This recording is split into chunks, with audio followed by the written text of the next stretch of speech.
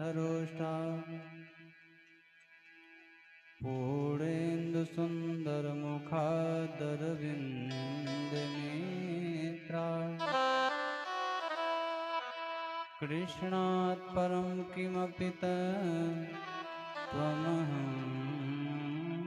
न जाने करारविंदे न पदारविंदम मुखारविंदेन विनिवेशयन्तं वटस्य पत्रस्य पुटे शयानं बालं मुकुन्दं मनसा स्मरामि मनोजवं मारुततुल्यवेगं जितेन्द्रियं बुद्धिमतां वरिष्ठं वातात्मजं वानरयोत्तमोख्यं श्रीरामदूतं शरणं प्रपद्ये जयन्ती मंगला काली भद्रकाली कपालिनी दुर्गा क्षमा शिवा धात्री स्वाहा स्वधा नमोस्तुते। जय जय श्री राधा रमण जय जय नवल किशोर जय गोपी चित चोर प्रभो जय जय माखन चोर। अपने अपने घरन की सबका हो पीर तुम्हें पीर सब घरन की सुधन धन रघुवीर। प्रेम से बोली वृंदावन बिहारी लाल की जय हो। श्रीमद् भागवत महापुराण की जय हो। आइए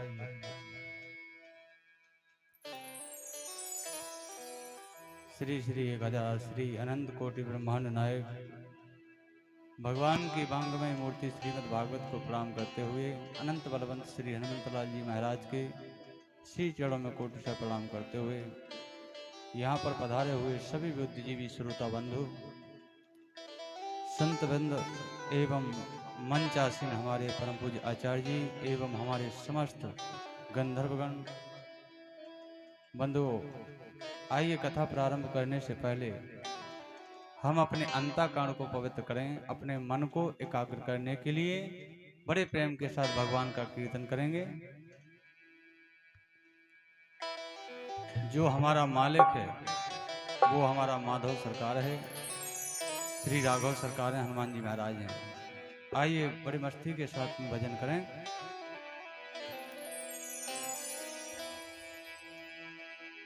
सीताराम राम राम राजा राम राम राम सीताराम राम राम राजा राम राम राम सीताराम राम राम राजा राम राम सीताराम राम राम राजा राम राम राम सीताराम राम राम राजा राम राम राम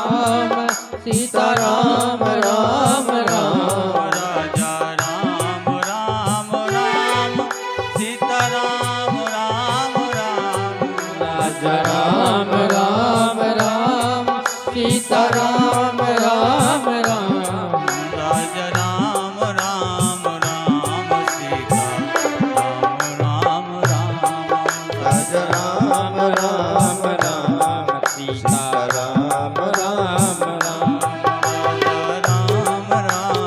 राम सीता राम राम राम राम राम राम सीता राम राम राम सीता राम राम राम राजा राम राम राम सीता राम राम राम राजा राम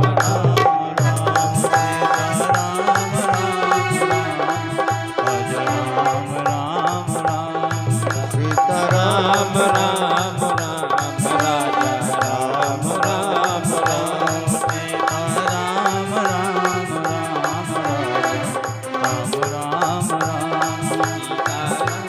राम राम राजा राम राम प्रेम से बोले राघव सरकार की जय हो। रावण बिहारी लाल की जय हो। आइए बंधु कथा में प्रवेश करें। जिस प्रकार से मनुष्य को भोजन की आवश्यकता है उसी प्रकार से भजन की आवश्यकता है प्रतिदिन। भोजन से हमारा तन पुष्ट होता है। भोजन से क्या होता है? तन पुष्ट। और भजन से मन पुष्ट होता है। भोजन से तन को ताकत मिलती है और भजन से मन को ताकत मिलती है। लोग कहते हैं महाराज मंदिर में पूजा करने के लिए क्यों जाते हैं? क्या मंदिर में ही भगवान है?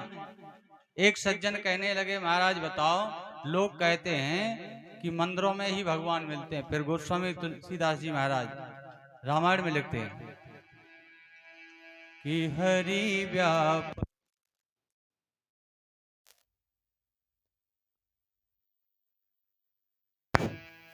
कि हरि व्यापक सर्वत्र समाना, हरि व्यापक सर्वत्र समाना, हरि व्यापक समाना हरि व्यापक हरि व्यापक सर्वत्र समाना, हरि व्यापक सर्वत्र समाना प्रेम से प्रगट प्रेम से प्रगट होई में जाना, प्रेम से प्रगट होई में जाना प्रेम से प्रगट। यहाँ तो चौपाई कह रही है हरि व्यापक सर्वत्र समाना। तो फिर मंदिर में ही क्यों ढूंढे? जब हर कण कण में भगवान है तो मंदिर में जाने की क्या आवश्यकता है? तो एक महात्मा जी ने सुंदर उत्तर दिया कि महाराज मंदिर में क्यों जाना चाहिए? जैसे आपकी कहीं मोटरसाइकिल रास्ते में पंचर हो जाए, हवा तो सब जगह चल रही है, हवा तो सब जगह है, लेकिन जब पंचर हो जाए उसमें हवा की जरूरत है तो दुकान पर क्यों जाते हैं? भाई हवा सब जगह कहो कि हमारे ट्यूब में हवा भर जाए तो ऐसे थोड़ी भरेगी, कहीं दुकान पे जाना पड़ेगा। तो कंप्रेसर के द्वारा उस हवा को आपके ट्यूब में डाला जाएगा। इसी प्रकार से जो भगवान की शक्ति का समूह होता है वो होती है मूर्ति में। और मूर्ति की पूजा क्यों? क्योंकि मूर्ति की पूजा इसलिए क्योंकि हमारा मन केंद्रित उस मूर्ति को देख के मन एकाग्र हो जाए। जब तक कोई सामने व्यक्ति नहीं होगा तब तक मन एकाग्र नहीं होगा। जैसे वक्ता के सामने कोई श्रोता ना हो तो वक्ता का मन नहीं लगेगा, क्योंकि मन देख कर ही स्थिर रहता है। जब तक कोई सामने दिखाई नहीं देगा तो मन इधर उधर भटकेगा। और कोई व्यक्ति अगर सामने बैठा हो तो मन उसी पर जाएगा। अब मंदिरों में तो ये हालत हो गई कि भैया घंटा घड़ियाल बजाने वाले भी नहीं रहे। अब मशीनें आ गई, अब मशीनों की आवश्यकता होने लगी। कोई जाना ही नहीं चाहता मंदिर। घर के लिए समय निकालते हैं लेकिन मंदिर के लिए समय नहीं है। अगर सुबह शाम संध्या हो रही है, भगवान की आरती हो रही है, उसमें भी मशीन की आवश्यकता है। पहले जब किसी मंदिर में आरती हुआ करती थी ना, तो लोगों की भीड़ लग जाती थी। आज हमारा सनातन धर्म पीछे क्यों है? कारण यही है, हम मंदिर जाना भूल गए। जब हम मंदिर जाएंगे तो हमारे बच्चों में संस्कार आएंगे। एक बात याद रखो, अगर तुम अपने बच्चे को संस्कारवान बनाना चाहते हो तो अपने बच्चे के हाथ में जल का लोटा देकर के मंदिर पहुंचाना प्रारंभ कर दो। जब तुम्हारा बेटा मंदिर जाएगा तो कभी भी तुम्हारा बेटा कलारी पर नहीं जाएगा। अगर तुम अपने बेटे को हाथ में अगरबत्ती पकड़वाना सिखा दो तो कभी भी वो बीड़ी सिगरेट नहीं छुएगा, बीड़ी सिगरेट नहीं पकड़ेगा।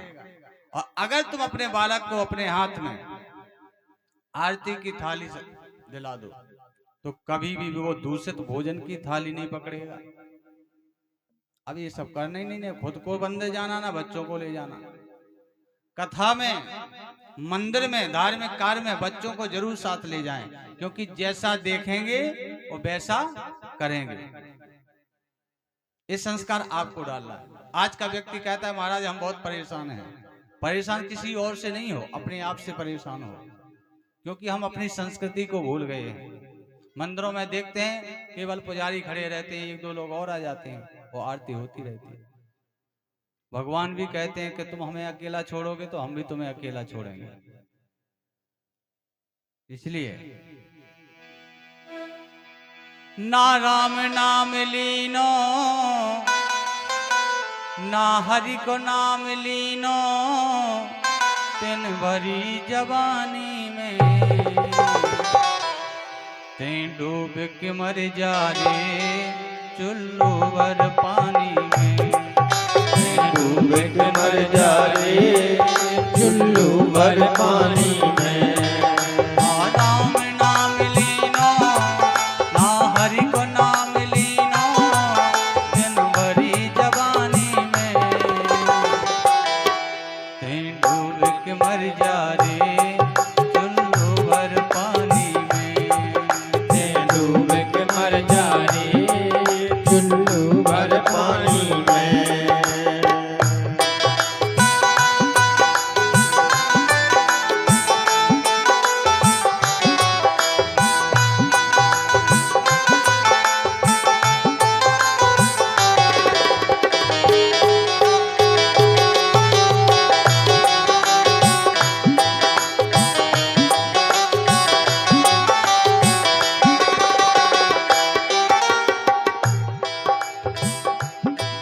क्या गायो माटी में मिल जाए वो माटी में, क्या गायो माटी में मिल जाए वो माटी में। क्या गायो माटी में मिल जाए वो माटी में, क्या गायो माटी में मिल जाए वो माटी में। एक दिन काया तेरी फंस जाएगी कांटी में, एक दिन काया तेरी कस जाएगी काठी में। एक दिन काया तेरी फंस जाएगी कांटी में, एक दिन काया तेरी कस जाएगी काठी में। पानी को बबूला है, पानी को बबूला है, मिल जाए वो पानी में, ओए डूब के मर जा रे चुल्लू भर पानी में, डूब के मर जा रे चुल्लू भर पानी में।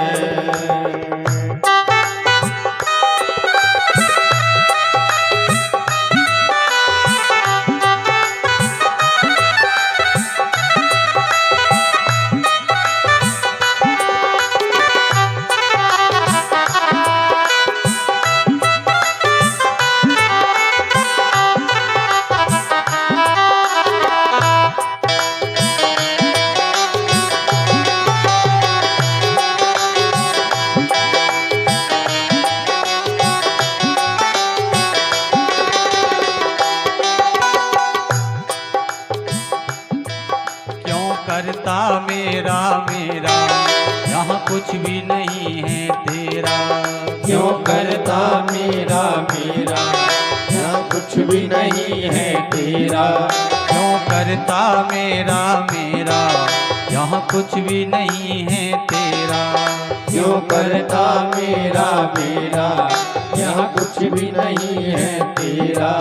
एक दिन होगा भैया तेरा मरघट में डेरा। एक दिन होगा भैया तेरा मरघट में डेरा। एक दिन होगा भैया तेरा मरघट में डेरा। एक दिन होगा भैया तेरा मरघट में डेरा। कुछ कमा नहीं पायो, कुछ कमा नहीं पायो सारी जिंदगानी में। ओए तैं डूब के मर जा रे चुल्लू भर पानी में। तैं डूब के मर जा रे चुल्लू भर पानी में।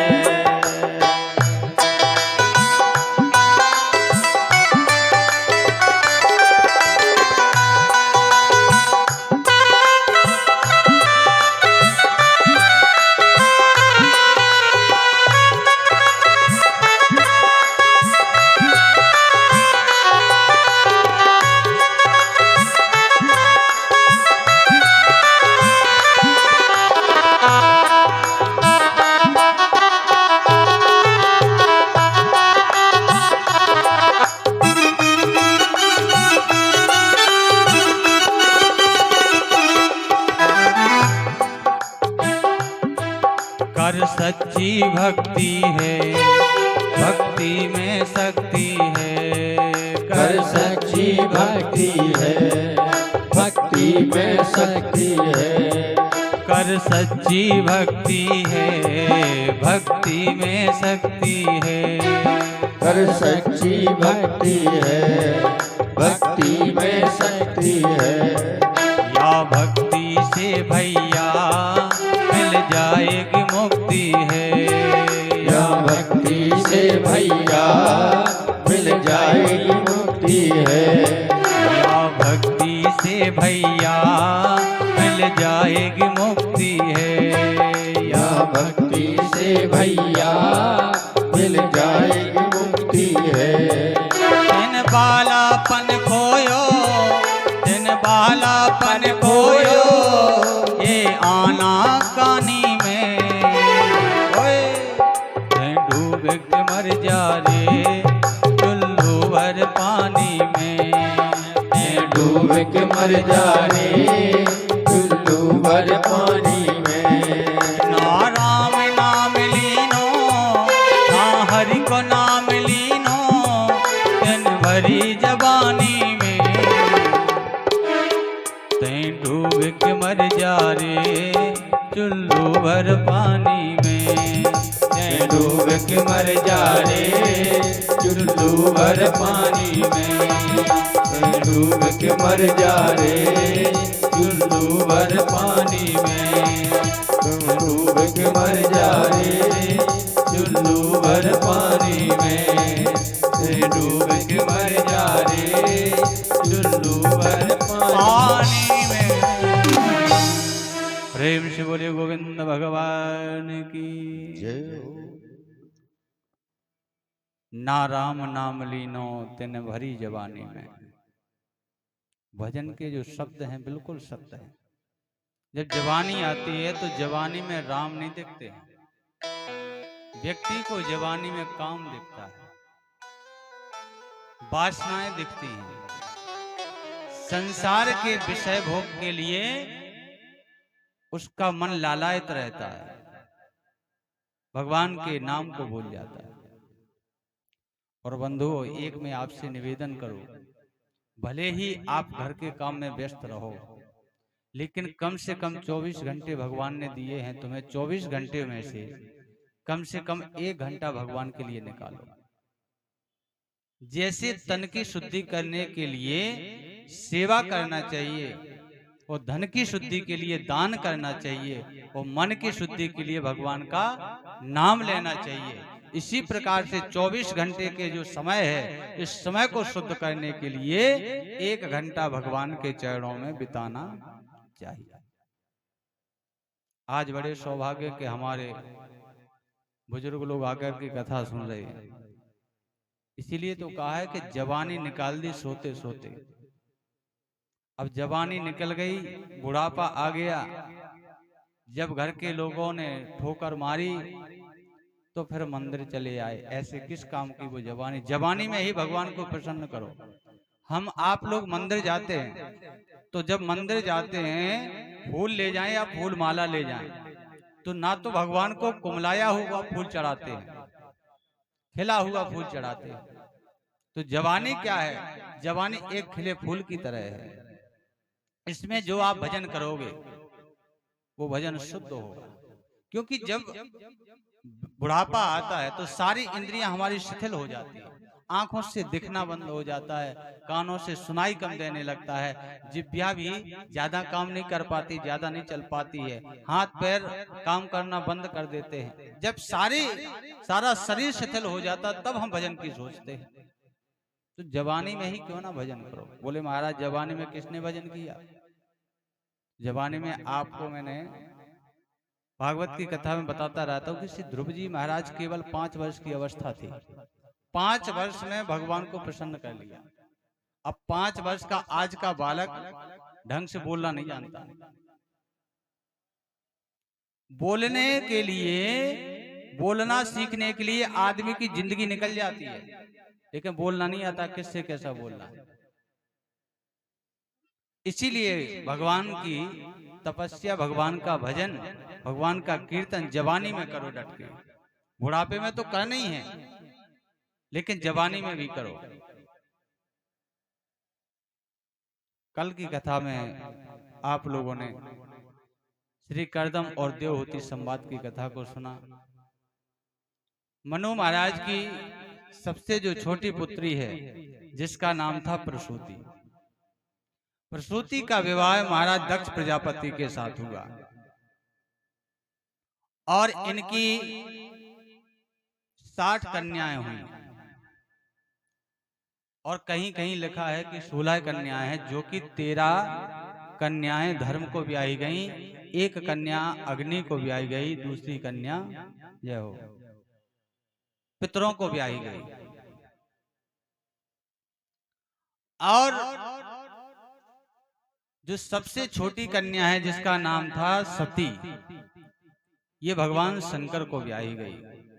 एक दिन सती ने देखा जब दक्ष प्रजापति भगवान शंकर से बैर भाव करने लगे, शत्रुता करने लगे, उसी समय क्या होता है, कैलाश पर्वत से कुछ विमान होकर के निकलते हैं। तो सती ने कहा, हे प्रभु, प्रजापतिस्ते स्वसुरस्य साम्प्रतम् निर्यापितो यज्ञ महोत्सवा किल वयं च तत्रापि सरामरपाम ते यद्यर्थितामि विबुधा व्रजन्ति। प्रभु, हमने सुना है कि आपके ससुर दक्ष प्रजापति यज्ञ महोत्सव कर रहे हैं। देखिए ये सब जो देवताओं के जो विमान जा रहे हैं, ये सब वहीं जा रहे हैं। अगर आपकी इच्छा हो तो हम दोनों चलें। भगवान शंकर कहने लगे, देवी, बिना बुलाए कहीं जाना नहीं चाहिए। और आपके जो पिताजी हैं वो हमसे शत्रुता करते हैं, हमें शत्रु मानते हैं। सती जी कहने लगी कि प्रभु, ऐसी लड़ाई झगड़े तो रिश्तेदारी में चलते रहते हैं, ये झगड़ा थोड़ा है, इतना बड़ा झगड़ा थोड़ी हुआ। बोले, देवी, पहले तो निमंत्रण, सब देवताओं को निमंत्रण पहुंचा, लेकिन हमारे पास निमंत्रण भी नहीं आया है। भगवान शंकर बोले, जब निमंत्रण नहीं आया है तो हम कैसे जाएंगे? देवी सती कहने लगी, प्रभु, पिता के घर निमंत्रण की कोई आवश्यकता नहीं होती है, गुरु के यहाँ निमंत्रण की आवश्यकता नहीं होती है, मित्र के यहाँ निमंत्रण की आवश्यकता नहीं होती है, और पिता के यहाँ निमंत्रण की आवश्यकता नहीं होती है। भगवान शंकर ने कहा हम बिना बुलाए बिना निमंत्रण के नहीं जा सकते। सती जी कहने लगे आपको रिश्तेदारी लगाना ही नहीं है। भगवान शंकर बोले हम रिश्तेदारी ना लगाएं तो अच्छा है, रिश्तेदारी लगाएंगे आगे और जाना पड़ेगा निमंत्रण में, हम जो भजन करते हमारा भजन भी छूट जाएगा। भगवान शंकर बोले हम रिश्तेदारी नहीं लगाना चाहते, अपन तो राम अकेले सही है।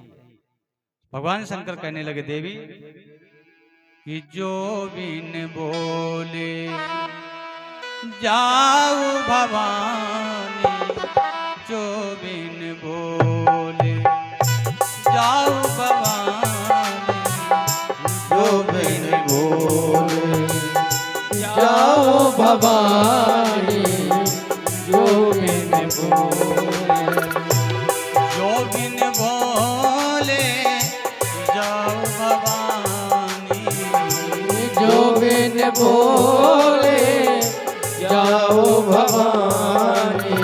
क्या होगा? रही नसीलो, रही नसीलो, स्नेह न कानी, रहूं नसीब स्नेह भवानी, रहूं नसीब। कहने लगे देवी अगर आप वहां जाओगे तो आपको केवल अपमान मिलेगा, सम्मान तो मिलने वाला है नहीं, ये मैं जानता हूँ। सती कहने लगी पिता के अगर अपमान भी मिले तो वो भी मैं स्वीकार कर लूंगी, लेकिन यज्ञ महोत्सव तो देखने के लिए जरूर जाऊंगी। भांति अनेक शंभु समुझावा, ओ भाभी बस न ज्ञान उर आवा। भगवान ने माता सती को बहुत समझाया, लेकिन सती कहने लगी प्रभु आप कुछ भी करो, पिता के घर तो हमें जाना है यज्ञ देखने के लिए। कहीं देखा हर जतन बहु, रही न दक्ष कुमार, दिए मुख्य गण संग तब, विदा कीन त्रिपुरार। भगवान शंकर ने सोचा कि हुई जो राम रचि राखा, हुई जो राम रचि राखा, बड़ी तरक बड़ा बैसाखा, वो बड़ी तरक बड़ा बैसा था को कर तरक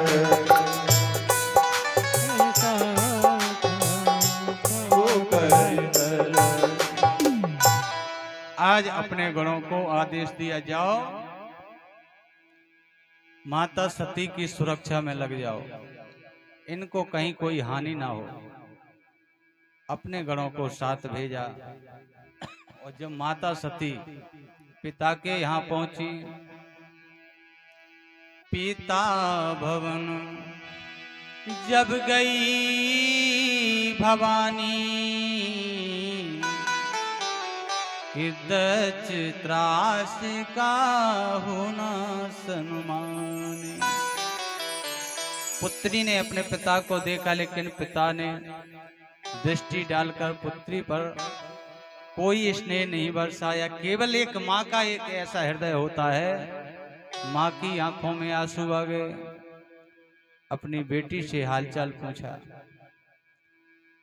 और जो बहनें थीं, बहनें हंसी करने लगी, अरे बहन तू अकेली आई है? वो भस्मी रमाने वाला, शमशान पर वास करने वाला, बैल पर सवारी करने वाला वो अवधूत। भगवान शंकर की जो निंदा सुनी है माता सती ने, बहनों ने कहा क्यों वो भभूति रमाने वाला वो जोगी क्यों नहीं आया? और जाकर के तुरंत सती ने जैसी यज्ञशाला में पहुंची और देखा कि वहां सबको भाग मिला है, केवल भगवान शंकर के लिए कोई भाग नहीं है, कोई आसन नहीं है। सती जाए देखो तब जागा, कतहु न दीख शंभु कर भागा। जब भगवान शंकर का कोई उस यज्ञ में भाग नहीं देखा, यद्यपि जग दारुण दुख नाना, वो सब ते कठिन जाति अपमाना। जैसे ही माता सती ने अपमान देखा भगवान भोलेनाथ का, अपमान नहीं सह पाई, अस कही जोग अग्नि तनु जारा, अस कही जोग अग्नि तन जारा, अस कही जोग।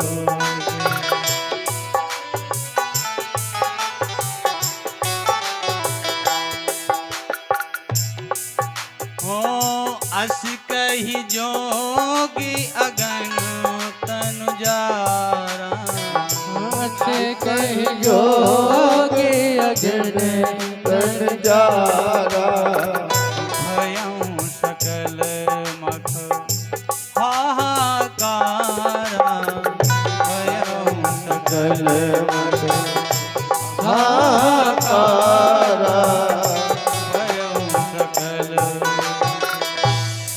जैसे ही माता सती ने अपनी योगाग्नि को प्रकट किया और अपना शरीर जलाकर के राख कर दिया, और जैसे ही गणों ने समाचार पाया कि माता सती ने अपनी देह को समाप्त कर दिया, तुरंत भगवान भोलेनाथ के पास आए।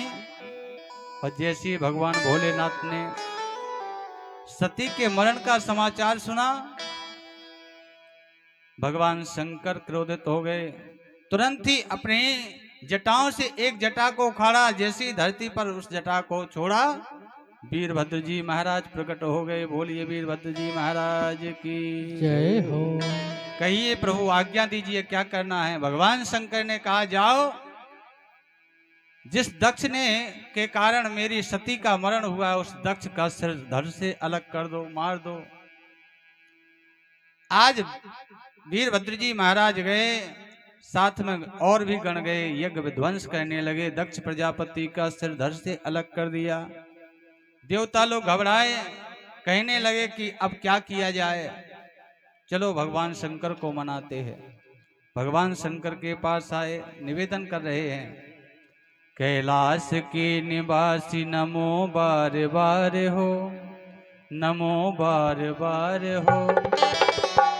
आयो शरण तिहारी प्रभु तार तार दो, आयो शरण तिहारी प्रभु तार तार दो।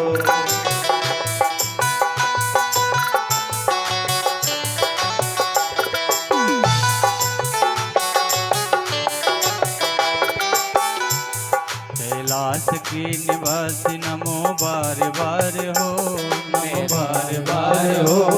आयो शरण तिहारी प्रभु तार तार दो, आयो शरण तिहारी प्रभु तार तार दो। आयो शरण तिहारी प्रभु तार तार दो। आयो शरण तिहारी प्रभु तार तार दो।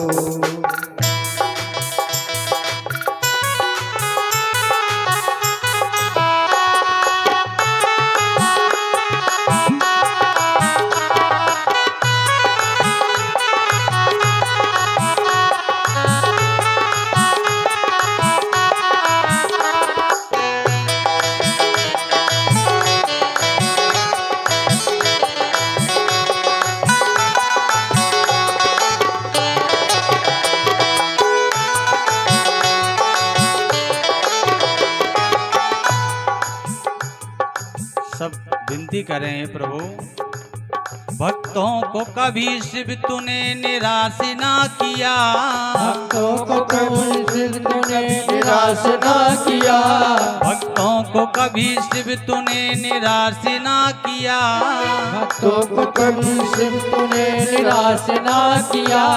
मांगा जिन्हें जो चाहा वरदान दे दिया, मांगा जिन्हें जो चाहा वरदान दे दिया, मांगा जिन्हें जो चाहा वरदान दे दिया, मांगा जिन्हें जो चाहा वरदान दे दिया।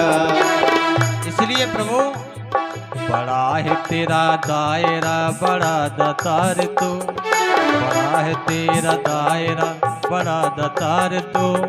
आयो शरण तिहारी प्रभु तार तार दो, आयो शरण तिहारी प्रभु तार तार दो, आयो शरण तुम्हारी प्रभु तार तार दो, आयो शरण तिहारी प्रभु तार तार दो।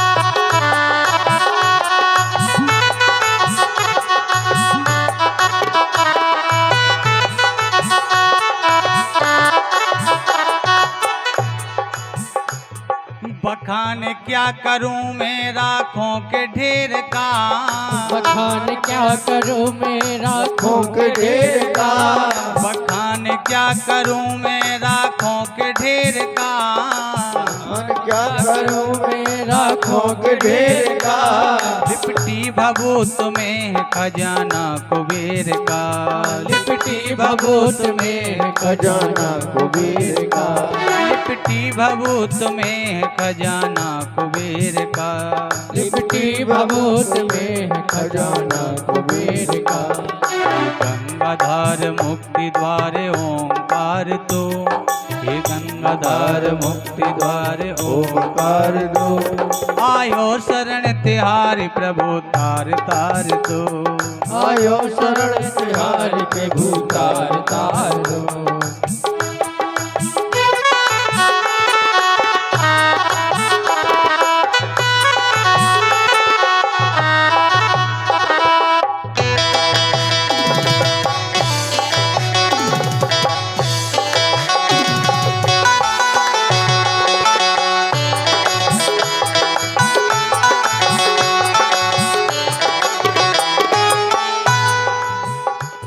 क्या क्या नहीं दिया है हम क्या प्रमाण दें, क्या नहीं दिया है हमें क्या प्रमाण दें, क्या क्या नहीं दिया है हम क्या प्रमाण दें, क्या क्या नहीं दिया है हम क्या प्रमाण दें, बस गए त्रिलोक शंभु तेरे ही दान से, बस गए शंभु तेरे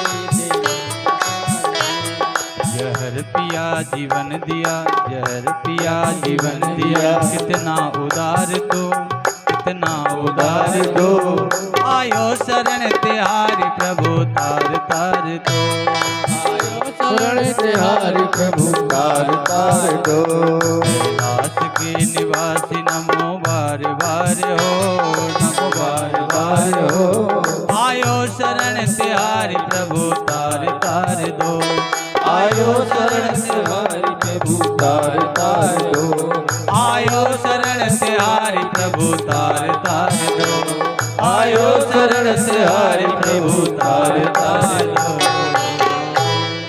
बोलिए शंकर भगवान की जय हो। इस प्रकार से आज देवताओं ने भगवान शंकर की स्तुति की, प्रभु इस यज्ञ की आप पूर्ति करिए। अगर आप इस यज्ञ की पूर्ति नहीं करेंगे तो लोग, कलयुग आने वाला है, लोग कहेंगे कि ऐसे ही यज्ञ होते।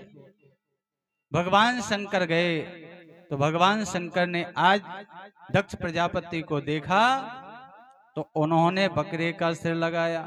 बकरा कैसे बोलता है? मैं होता है अहंकार।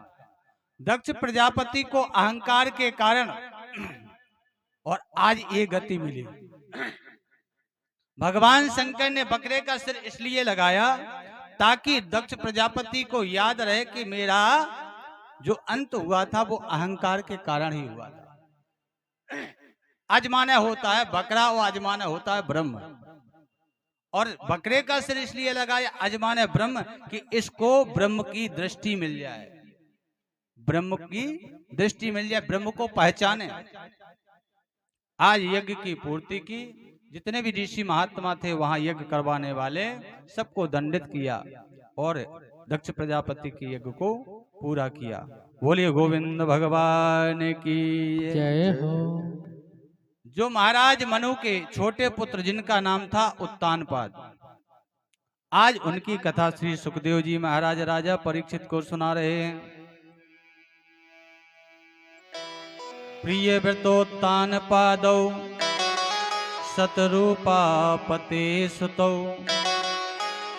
वसुदेवस्य कलया रक्षायां जगता स्थितौ।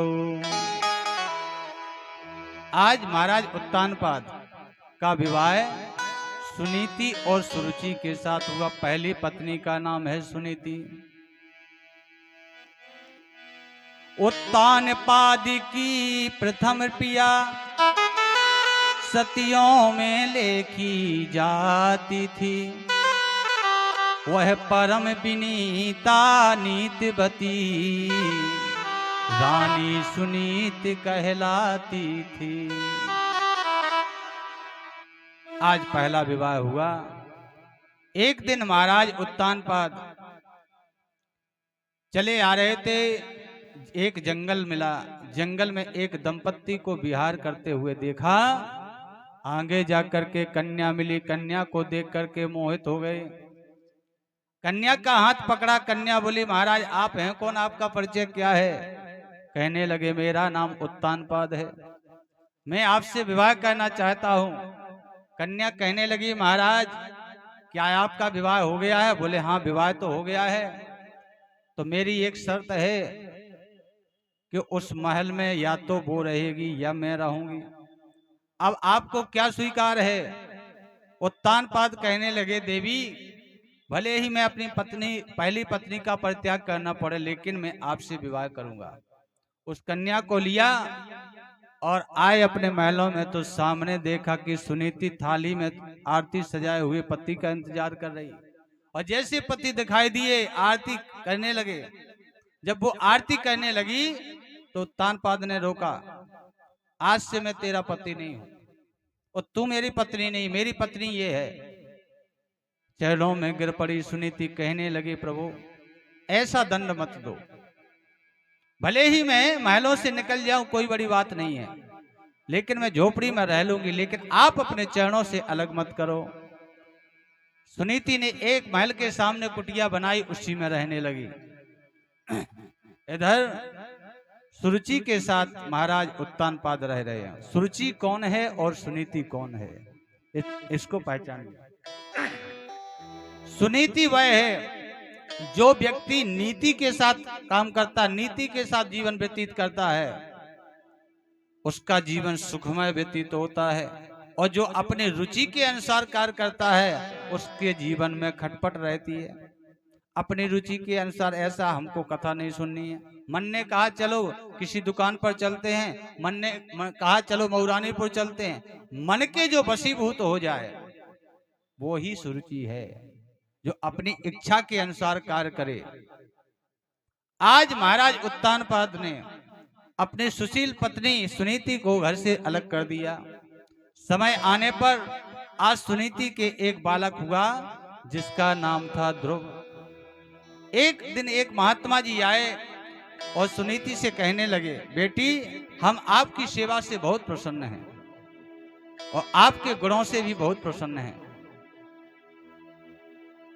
आप नित्य प्रति पति का ध्यान करती हैं, पूजन करती हैं, भले ही पति साथ ना हो, लेकिन आपकी जो सेवा है, आपका जो पति पर धर्म है, इससे हम आपसे बहुत प्रसन्न हैं। मांगो, क्या मांगना चाहती हो?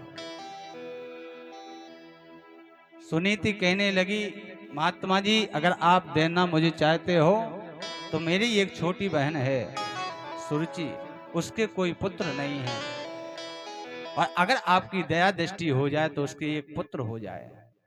महात्मा जी कहने लगे, तुम धन्य हो, उस स्त्री ने तुम्हें महल से अलग कर दिया, पति से अलग कर दिया, पति की सेवा से अलग कर दिया, पति के दर्शनों से अलग कर दिया, लेकिन धन्य है तू जो तूने उसके लिए इतना अच्छा सोचा, इतने अच्छे विचार तुम्हारे उसके लिए। कहा, बेटी मैं वचन देता हूं कि उसके भी एक पुत्र होगा, और समय आने पर एक सुरुचि के भी पुत्र होगा जिसका नाम पड़ा उत्तम कुमार। बालक बड़े हुए, 5 वर्ष का बालक हुआ ध्रुव, और खेलता हुआ जैसे उसने अपने पिता को देखा, अपने भाई उत्तम को गोदी में देखा, तो आज ध्रुव ने भी चाहा कि हम भी पिता की गोद में बैठ करके पिता का प्यार पाएं, पिता का दुलार पाएं। पिता का दुलार पाने के लिए जैसे ही ध्रुव जी महाराज ने गोदी में बैठना चाहा, वैसे ही सुरुचि आई, हाथ पकड़ा, तुम पिता की गोद में नहीं बैठ सकते हो। रोते हुए ध्रुव ने कहा, क्यों मां, मेरे भी तो पिता हैं। सुरुचि कहने लगे, पिता तो हैं लेकिन माँ तो तुम्हारी दूसरी है, मैं माँ नहीं हूं ना, मेरी कुख से जन्म नहीं लिया ना तूने। अरे पिता की गोद में वही बैठ सकता है जो मेरी कुख से जन्म ले। तूने सुनीति की कुख से जन्म लिया है, इसलिए तुझे अधिकार नहीं है पिता की गोद में बैठने का, वो मेरे पुत्र को है। अगर तुझे पिता की गोद में बैठना है तो जाओ नारायण की तपस्या करो, और नारायण प्रसन्न हो जाए तो उनसे वरदान मांगो कि मुझे पिता की गोद में बैठने के लिए और माता सुरुचि के गर्भ से जन्म दो। आज बेचारा 5 वर्ष का अमोघ बालक ध्रुव रोता हुआ अपनी माँ के पास आया, कहने लगा, माँ। माँ कहने लगी, कहो बेटा क्या हुआ, रोते क्यों हो? बोले वो माँ, छोटी माँ ने, जैसे मैंने पिता की गोद में बैठना चाहा, मेरी छोटी माँ ने हाथ पकड़ करके खड़ा कर दिया और कहा कि तू पिता की गोद में बैठने लायक नहीं है, और अगर तुझे बैठना है तो पहले जाओ नारायण को प्रसन्न करो। कितनी बुरी माँ है वो। आज 5 वर्ष का बालक ध्रुव सुरुचि को भला बुरा कहने लगा। तब माँ ने कहा, सुनीति ने, कि बेटा किसी के बारे में अमंगल की कामना मत करो। मां मंगलम तात परेस्तुमस्था भुक्ते जनोयत पर दुःखदस्त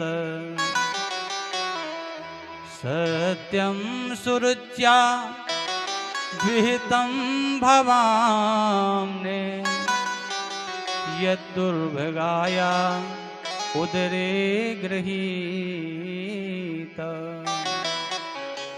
बेटा तू दूसरों की अमंगल की कामना मत कर, जो दूसरों को दुख देता है वो स्वयं ही दुख पाता है। माता सुनीति कहने लगी, वो मां धन्य है जिसकी कुख से आज मेरे ध्रुव जैसा पुत्र उत्पन्न हुआ। बेटा उस माँ को धन्य है जिस माँ ने तुम्हें नारायण का रास्ता बताया, नारायण से मिलने का रास्ता बताया।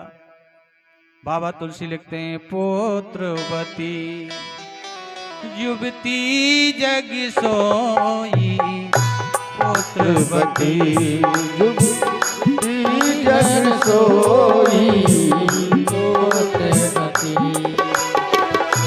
पुत्रवती युवती जग सोई, पुत्रवती जुगती जग सोई।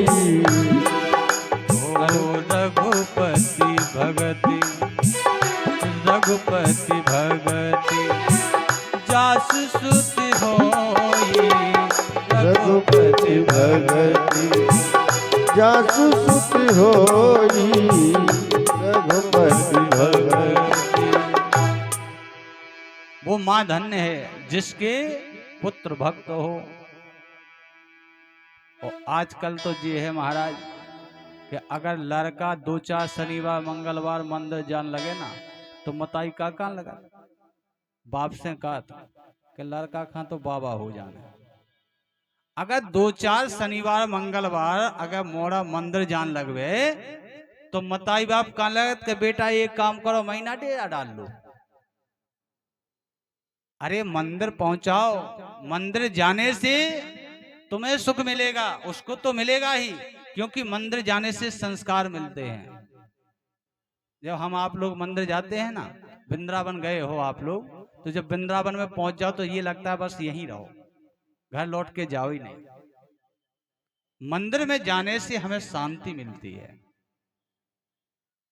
एक जने आई पुजारी से बोले महाराज हमारा तो मन कर रहा कि मंदिर में रुक जावे। अच्छा मंदिर में क्या रुक जाए? मंदिर में शांति क्यों मिलती है? शांति इसलिए मिलती है क्योंकि वहां का जो वातावरण होता है वो धर्ममय होता है। क्योंकि जहां प्रभु विराजते हैं उनका तेज रहता है, और जहां भगवान का तेज है वहां आपको शांति ही शांति मिलती है। तो मंदिर जाने से हमको शांति मिलती है, और मंदिर बालकों को पहुंचाना चाहिए। अगर बालक तुम्हारा मंदिर जाएगा तो निश्चित है कि तुम्हारे बुढ़ापे में वो सेवा भी करेगा, क्योंकि भक्ति के पुत्र का नाम है ज्ञान। जब भक्ति आएगी तो ज्ञान आएगा, और ज्ञान आएगा तो ज्ञान का भाई वैराग्य आएगा, और जब वैराग्य आएगा तो वैराग्य के बाद आपका त्याग बढ़ेगा। जिस सब मोह माया जो संपत्ति है, इसी का बंटवारा हो रहा है आजकल। कोई दुख का बंटवारा करता है? भाई भाई में अगर बंटवारा होता है तो संपत्ति का बंटवारा होता है। तो कहना चाहता हूं कि संपत्ति का बंटवारा